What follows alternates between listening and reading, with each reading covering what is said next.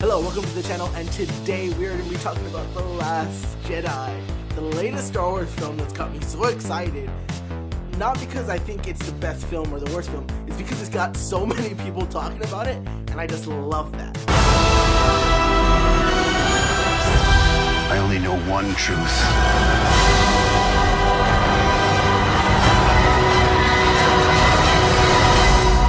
It's time for the Jedi to end.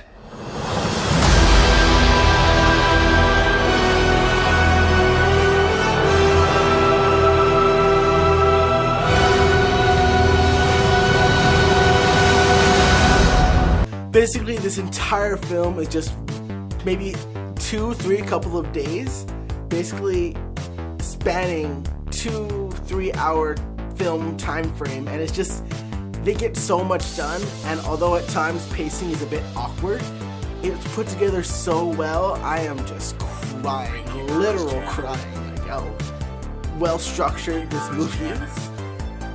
Now, speaking of the plot, I don't want to go into any spoilers whatsoever because I feel like you should need to see this because everyone's going to be talking about it. Whether or not you like it or hate it, everyone's going to be talking about it. But there's just one thing I'd like to point out is that I believe that the film is complex. The Last Jedi is a film that goes into the idea of the glorification of heroes and their ideals and what that means to each individual person, as well as accepting your mistakes and turning them into a promise of hope. Because there are characters in this film that make so many mistakes.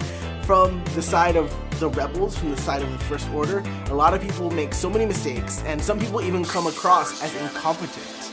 But at the end of the film, there are two sets of characters, one that haven't learned and have delved even deeper into themselves, this weird, perverted, masochistic way of thinking about themselves. And the other side is those who have realized, I've made this mistake and I need to rectify it, because this needs to get done. In this film, we take the idea of Jedis and Sith and heroes and we boil them down to their most sophisticated ideals. Because it labels like good and evil, they're umbrella terms. There are so many things that go on in between them. And in this film, it discusses the fact that good guys, bad guys, they get their weapons from the same place. They get their ideals from the same place. And because of that, does that mean they're equal in a way? And it makes you really think about it because it's a very disturbing concept that they're so connected. And this disturbing concept is what links the good light side and the dark side. Because this film explores that they cannot live without each other. No matter what Rey does, no matter what anybody does, they have to rise up and fight each other because that is the balance. Keeping the Force in balance is having them both at the same time. Another aspect that I loved about the film is it discusses the hubris of the Jedi. In the past 3, maybe 4 films, it discusses how Jedis were perfect and they're not, and we've explored the idea that they are very troubled and that they have been sticking to ways that are not best for their survival, and this film really shows that the Jedi have been wrong. Slight spoilers, even Luke says, as you saw in the trailer, and he talks about the idea that the Jedi revered themselves as more than what they were, and that's really sad, because anybody could do that. Anybody could revere themselves as more as who they are, which is also how a lot of wars get started. Let's talk about war. But war that is hit in this film is that nobody really wins. From the First Order to the Rebels, nobody wins. There's, when you think about the film, there is so little accomplished, and yet everything is accomplished. It's these two parallels where these character choices and development go so far, yet just describing the world and the cause they fight for doesn't reach as far as that did. And it's just interesting to see those two side by side. Rey first. My girl Rey, I love her so much. She is so cool. Daisy Ridley does such a great job acting here, and I really appreciated a bit more exploration into why she's so powerful. You know, in the first film of the current 3 that are in development, have been developed, we look at Rey and we're just, why is she so powerful? Now this goes into more of the idea of how the Force chose her, and whether or not she's a hero, whether or not she's destined to do something about it. she kind of deals with this whole idea of destiny and what is it, which is what Luke kind of dealt with in the original trilogy, but this is her own version of realizing what her own destiny is and what she makes of it. Kylo Ren is such a sophisticated character, and what this film does, it picks up the sticks and ideas and messes and little pieces that were left from The Force Awakens. It builds them into this person that you actually do feel really sorry for and slightly empathize with. What I love is that Adam Driver does such great face acting. Like, you can see emotions in every twitch of his eye and every move of his muscle, and every time you see him move or jerk, you feel that. You're moving with him, you're jerking with him, and it's great to see such physical, dramatic, and sophisticated acting in a single person, and that, I love it. It's great. Although they don't get as much development as our two people that we just talked about, Finn and Poe are there. They do some fun things, and they go through their own little journeys.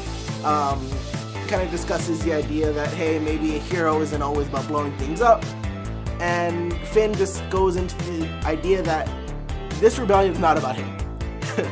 Since this picks up straight from The Force Awakens, he is still very much in his own mindset of, I gotta save myself, I gotta save Rey, it's very self-preservation. And through this film, when he gets exposed to another character, Rose, they both kind of go through this whole thing where she kind of shows him, we're in this rebellion because it matters to people. It's not just about us. It's about saving hope in the entire galaxy. And Finn kind of understands that more complexly than he did before, and that's great. I'm all about it. Luke and Leia, they had a lot of shining moments.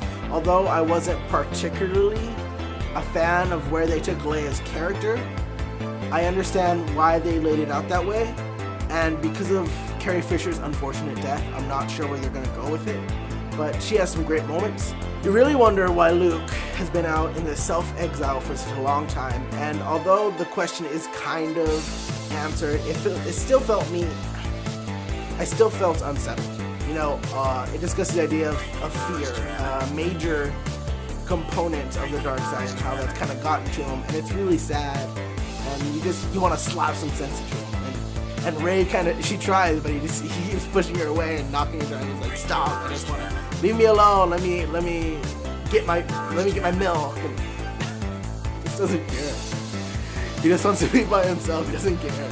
It's really sad. I feel really bad for him. There is a sort of structural continuation of the style of Rogue One's and The Force Awakens cinematography and the action sequences, and that's built upon and continued in this film, which I can really appreciate, because Rogue One's action sequences flowed really well and I really enjoyed them, and The Force Awakens scenery, action, and all that looked great, so combining them both together really made me happy.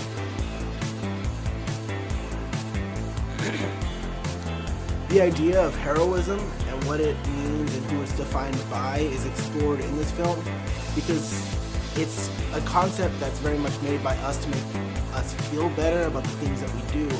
And in this film, it's explored that there are no real heroes. Those are just labels. And by calling someone a hero is turning a complex individual with their own wants and needs into this sort of figure that you put them in this box. So the idea of a hero is kind of explored, and I enjoyed that so much, because we glorify heroes and we say, oh, this guy did this, but there are so many things people do. You never know the full story. So just delving into that at least a little bit was really nice, and I enjoyed it. This very quick foray into The Last Jedi, and this is a very quick discussion. I went down to Starlight Cinemas in Uptown Whittier, California to ask what the people thought about the film. Let's go check it out.